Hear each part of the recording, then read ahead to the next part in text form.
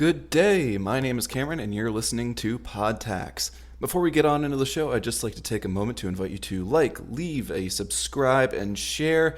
I said that out of order, but you know what? That's okay. That's what we do here. Well, not out of order, just merely our own way of doing things. Anyway, I'm belaboring the point. It would mean so much to me if you could take a moment to support this podcast and all things tax media in a way that feels comfortable for you. The easiest way to help out me, the tax media in general, and all things good in this world. I'm not claiming to be a part of all of that, but if you do want to show your support, please do subscribe with a paid subscription on Substack. For $5 a month, it can show your love and help support this growing work. Without further ado, though, let's stop with the posterizing and get right on into what you came here for. This is Podtax. It's Friday, and boy do I feel good. I was just out last night with a bunch of friends of mine performing. Yes, folks, I do improv comedy.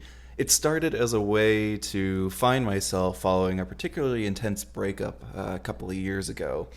And in the process, I did some soul searching. At the time, I was playing a lot of D&D with my friends.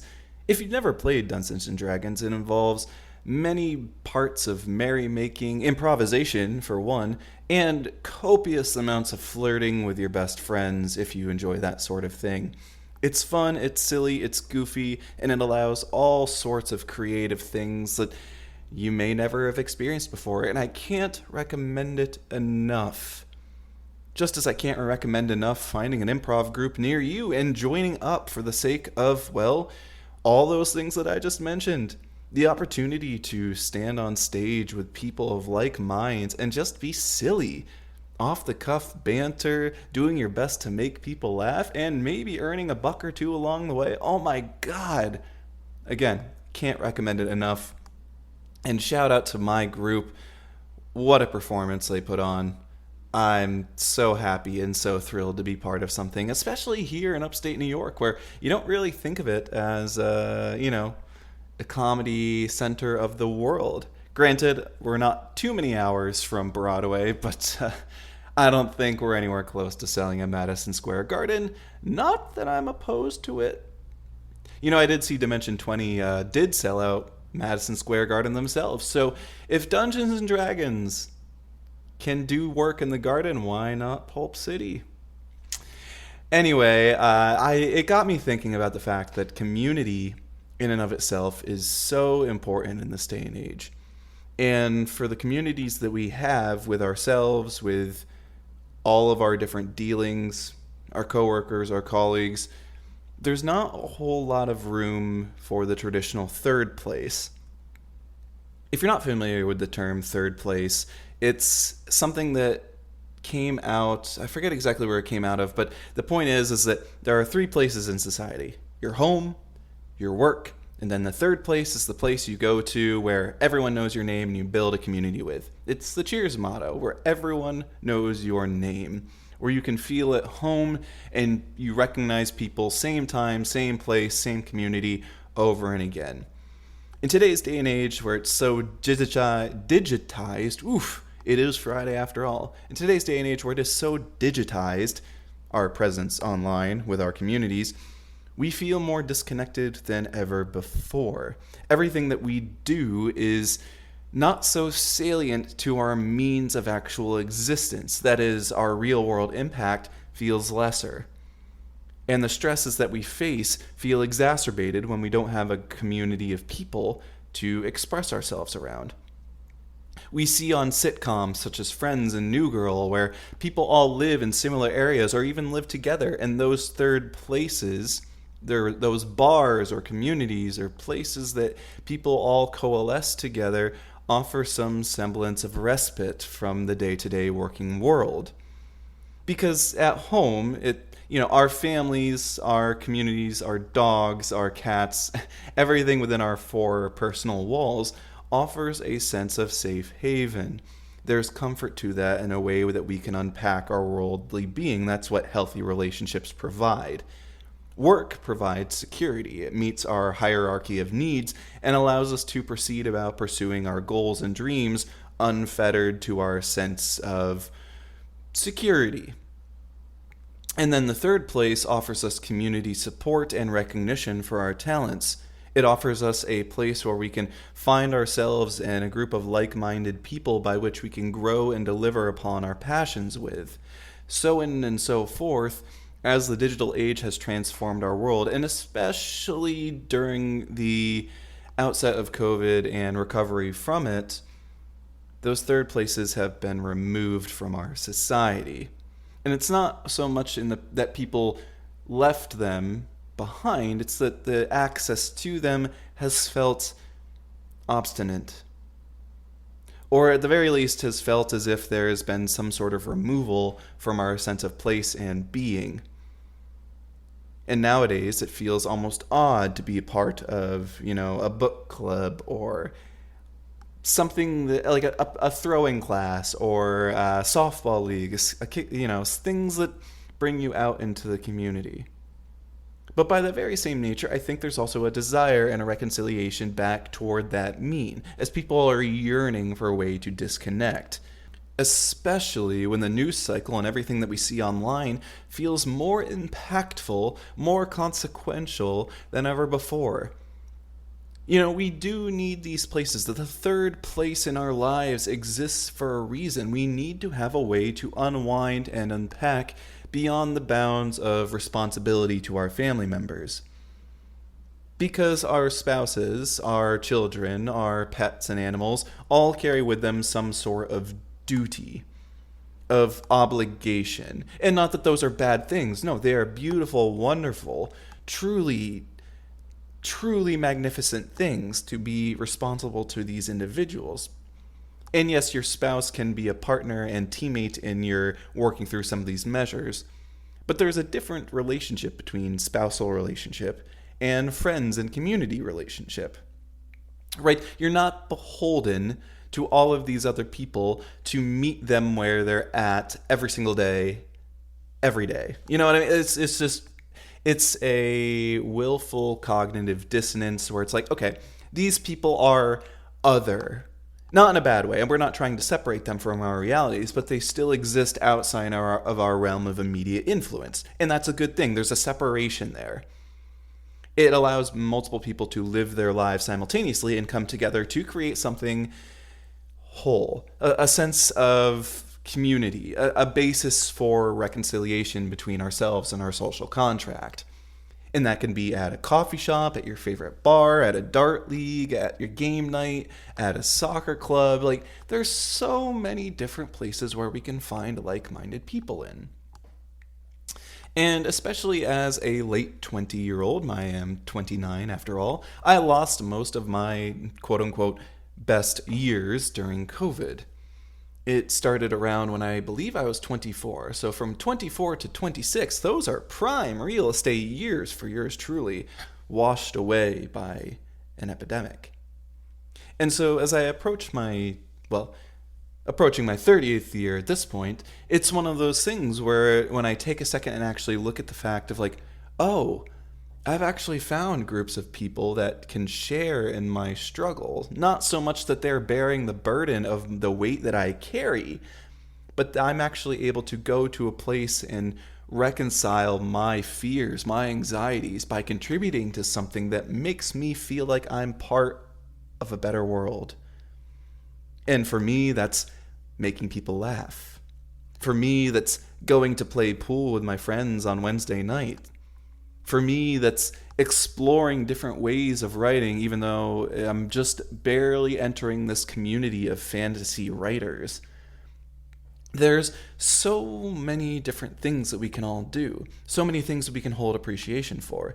And I, admittedly, as a human being on the face of this earth in 2025, have not done my due diligence nearly enough to find things to be a part of.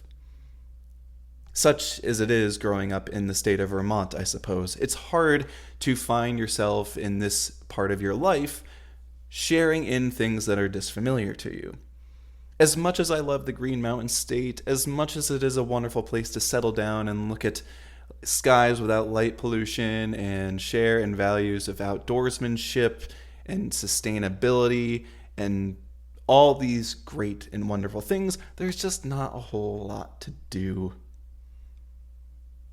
And that's, I think, why many people are moving out of the state. Vermont, let's just go on that tangent here. If Vermont wants to get back to some sort of growth mindset with its population, it needs to also provide for that population things to do other than outdoor sports, as wonderful as they are. Right? Because people still want nightlife. People still want to be able to go onto a dating app and be able to be like, oh, are there actual hot singles in my local area? It's one of those things where for better or for worse, sex sells.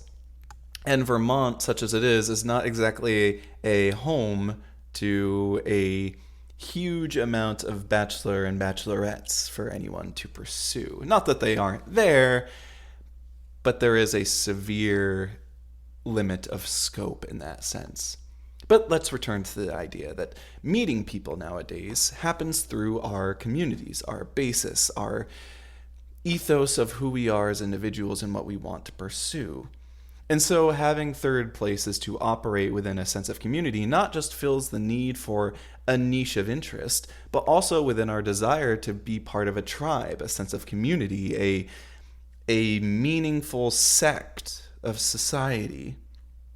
And through that, if you meet a partner that shares similar interests, that's phenomenal. That's what we all hope to do. I think as someone who's run the gambit of the dating app experience, the thing that you walk away from nowadays is like, I just want to meet someone in real life. Right? There needs to be a real human encounter where I think that everyone is searching for. That was one of my discoveries in recent history, where it's like, it would be so nice just to meet someone naturally through these outlets that we all provide or have together. And I think society as a whole, especially in my age group, is starting to come around to that notion. Not to say that dating apps are bad. I've met some of my best friends through them. If they didn't work out, and say, hey, we get along really well with friendships, but maybe this isn't the right path for us. And through that, I've known people for years through dating apps, and that's a wonderful thing. I think Bumble now even has something where it's Bumble BFF or something like that, where you can actually go and meet friends. Facebook has their matching as friends thing, but it feels weird to be... That's something that feels a little strange. Where it's like, oh, do you want to meet up and be friends? Yeah! Whereas I think everyone would very much prefer to meet someone of similar interest, whether you're going to like a Magic the Gathering club or, joining a softball league or even at the gym. That's how we meet people. And that's, I think, something we've forgotten over the years. Not for the sake of the willful wanting to, but just the nature of how our society operates these days. It feels strange, especially as a guy. If you see someone that you might be of similar interest, if you want to engage with someone, you don't want to appear, and this is primarily if you're approaching someone of the opposite sex, but it's one of those things where if you're approaching someone, you don't want to seem like a creep. You don't want to seem like you're imposing on their space. You don't want to seem like you have an agenda. It's just like, hey, I noticed something and I'm also interested in this. And maybe it is that simple as approaching someone and saying that, but it does feel weird nowadays. And I'm sure that I'm sure that the opposite is probably true for women if they're approaching, just using beyond the scope of gender studies at this point and the multitude of them there are nowadays that just focus on men and women relationships here. But the fact of the matter is like when you're approaching someone, it just feels strange to sit next to someone at a coffee shop. If by virtue it's busy and, you go through the thing where it's like, oh, well, normally to be polite, you want to sit 2 seats away and all that. But no one is willing to take up those conversations nowadays. Or maybe it's not so much that people aren't willing, it's just the fact that it feels so odd to do so. But recently I heard something that's the same time, same place theory, where if you want to meet someone, if you want to meet new people, if you want to invoke a sense of familiarity, you just show up at similar times, at similar places, And that's how you get to meet people. That's how I've done here in my hometown, or my town that I live in now. I wouldn't consider this my hometown, but I've started to find a sense of community just by the simple fact that I've become a regular at places. The coffee shop I go to every other day, for example. They know my name, they know my order, I know that my name, I know their, well, maybe not their order, but I know what's going on in their lives because I sit and I listen, and then I just strike up conversation. When of course, they're not busy. You don't want to be intrusive on people. And, it is one of those things where if you're dealing with a barista or a bartender or someone who's there to do work, there needs to be a reconciliation of the fact that they are on the job. And their kindness is a manner of them doing their job, especially if they're looking for tips. But beyond that, it doesn't mean that rapport isn't a real thing if you become a regular there. You start to actually become friends. And in the moments when it's quiet and you just get to conversing with them just because you're there and they're there, that's where common ground's for. And yes, they may just be the person who makes you their coffee. They may just be the person who serves you their favorite drink. But when you build a community, everyone wants to be friendly with people. I think one of the things that's helped me feel beyond, or help myself get out of my own head, is that generally speaking, people want to make friends. And people always, act, if you just assume that people act with good intentions, whether or not it's someone you're dealing with on a dating app or someone you're talking to in society, people, generally speaking, are going to be friendly. And that if you put yourself in their shoes, understanding that if I approached this person and said X, Y, or Z, what would they think? If I just approached them and be like, oh my God, I really like your shirt. I'm really interested in that. Tell me more. Where'd you find it? Where'd you get it? Like, if it was me, I'd be delighted. Like, in today's day and age where it feels so strange to approach people and actually put yourself out there, to have a real engagement with somebody feels incredible. And so if we turn the basis of our anxiety to approach people and assert ourselves in a specific place or time, then we can start to realize that it's not so strange and foreign as we might think it is. Because we're social creatures. We're always looking for a tribe. Of course, this has to be done with tact. Don't just approach people and strike up a conversation if they look to be in a rush. If they're on their phone, if they're being guarded, if they clearly have their headphones in and they're trying to get some work done, and don't do that. If they're clearly at the gym just doing the work, putting the work in, don't be that person. But if you're next to each other on a treadmill and you're just chilling and you're watching, if you see something that's on the news at the gym and you say, oh, that's kind of weird, like, there's so many interesting ways to approach it. And a large part is, and you can use this as a crutch, the people who work there, the barista, the bartender. If you get good friends with them, then they'll be more apt to approach you. And then people who are being seen as approachable are more apt to be able to bring people into their circle. I've experienced this myself, sitting at the bar at, both literally at the bar and then at like the coffee bar.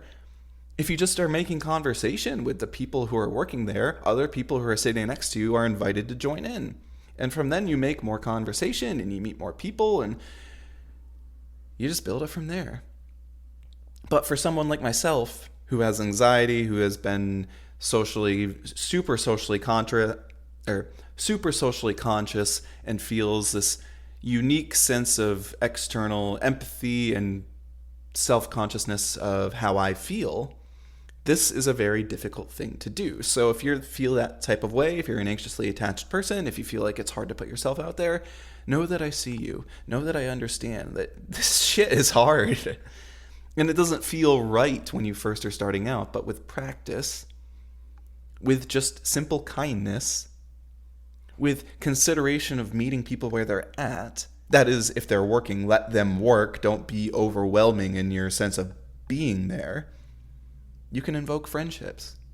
Or if you're on dating apps and you have the willingness to say, hey, this isn't quite working out in the way that I thought it would, but I really like you as an individual and I would really like to keep hanging out, but maybe it's not in a romantic sense. I think people would like that and respect that. Which obviously is for people of the opposite sex that you might be interested in. But insofar as meeting people of like your same gender, it's like I've done this with just a bartender in my town who I'm sitting across from, and then they show up at that same coffee shop. Because that's the beautiful part about living in a small town, is that when there's a certain amount of population, you're running into the same people all the time because there is only so many places to go. Which is why the third place rules.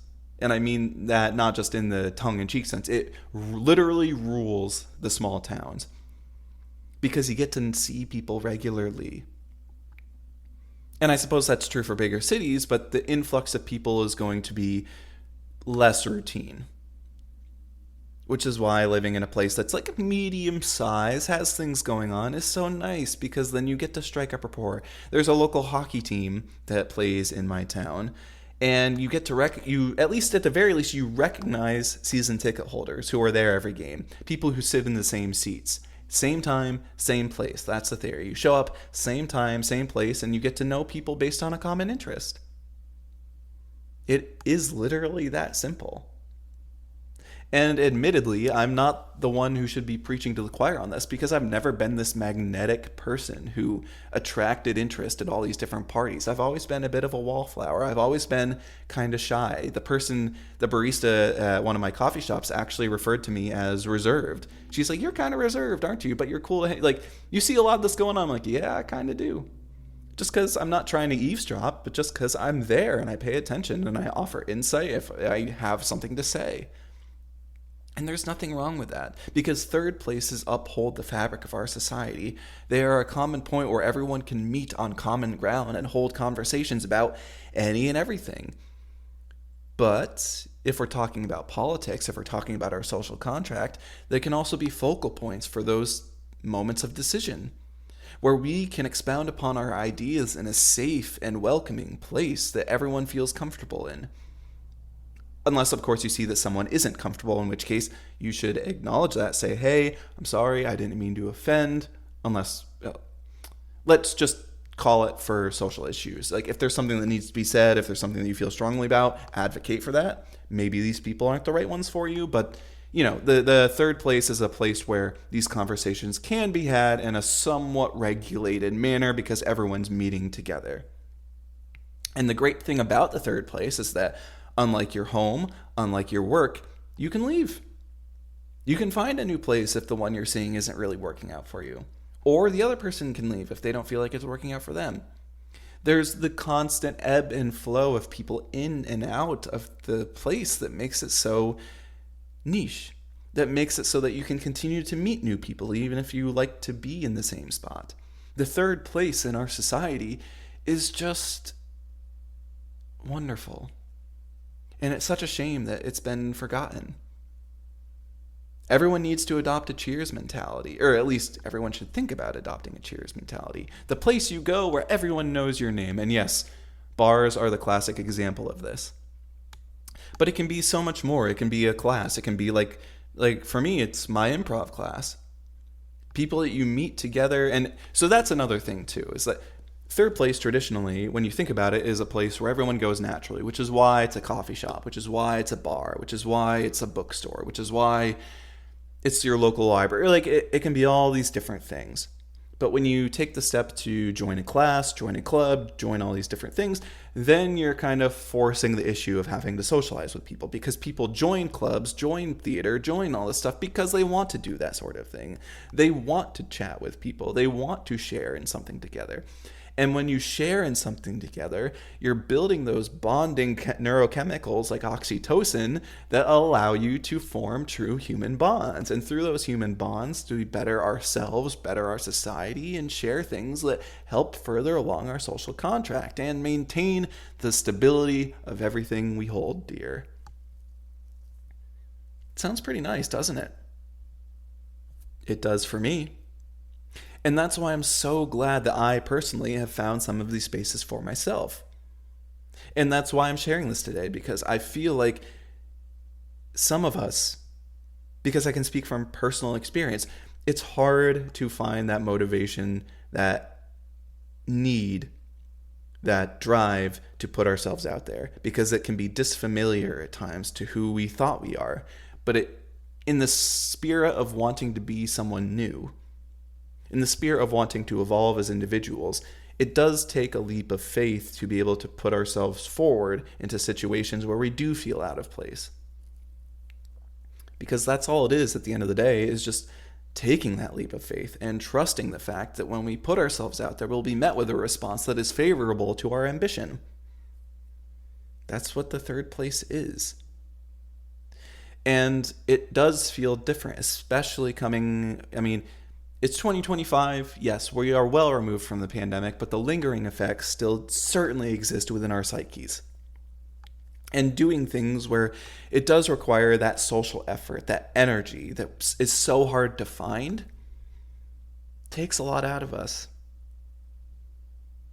And if you don't want to do it alone, well, if you have some friends in the area, if you have coworkers who you feel like you might hang out with, maybe they want to try something too. Or family members, or just someone you may want to connect with. I think that at the end of the day, all of this is to just underscore a point that people want to find connection. But we as individuals feel so strange in asking for it. Maybe it's all birthed out of the fact that, stranger danger was the thing as my generation was growing up. Don't talk to strangers. No, I think nowadays we can all sort of see the unintended consequence of that. Because yes, there's absolutely a case of being socially aware and conscious of being around people you don't know. But by that same time, it's also put us into a method of I shouldn't talk to other people. Strangers are inherently bad and we should all just keep to ourselves. And it's not done anything good for our long-lasting interpretations of one another. And that, paired with the 24-hour news cycle that we see today, paired with the fact that the only stories that we hear about other people are bad, because that's what is newsworthy. News is not going to report on the fact that, oh yeah, this new club that opened up recently is having their third meeting. No, they're not going to do that. Newspapers might, but no, it's not dramatic. Things going right isn't dramatic enough, and that's what's going to be reported on. And so that reinforces a sense of danger, of distrust. And now, I think, that's why we all feel that's why political parties are so disconnected. That's why there's no sense of unity. That's why there's no because people don't approach one another now. We don't. Everyone else feels like an other. And if we want to remove that sense of otherness, we need to find ways to come together. And what is the chief way we can do that? Through the revitalization of third places in our society. It's worked for me insofar as being able to be someone more within my community. I've never in my life felt as much of a community than I have as I do right now.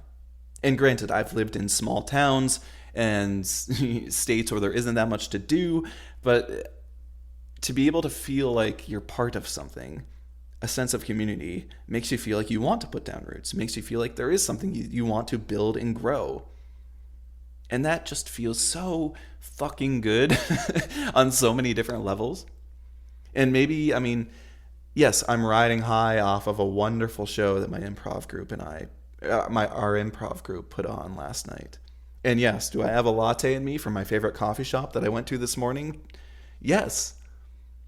And have I had plans every single night this week because of the fact that I'm willfully putting myself out there and doing the work to meet new people, try new things, be part of new experiences? Yeah. And is it a little exhausting at the end of the day? Yeah. But I'll be damned if I don't feel really fucking good about it all. And that's something I hope you all can feel too. Because whatever your interests are, whatever you want to do, if your desire to be a part of something is so valid in today's day and age, because it means that you're human, and it means that you want to contribute, and it means that you want society to be better, and it means that the life that we know that exists in front of us is evolving in a way that would do justice to our tribal nature as individuals. So, folks, as you head into this weekend, I encourage you to think about your possibility to be part of a third place, or just reflect upon the fact that you might already be part of one, and that should be celebrated. Because that growth as individuals is done in the presence of others.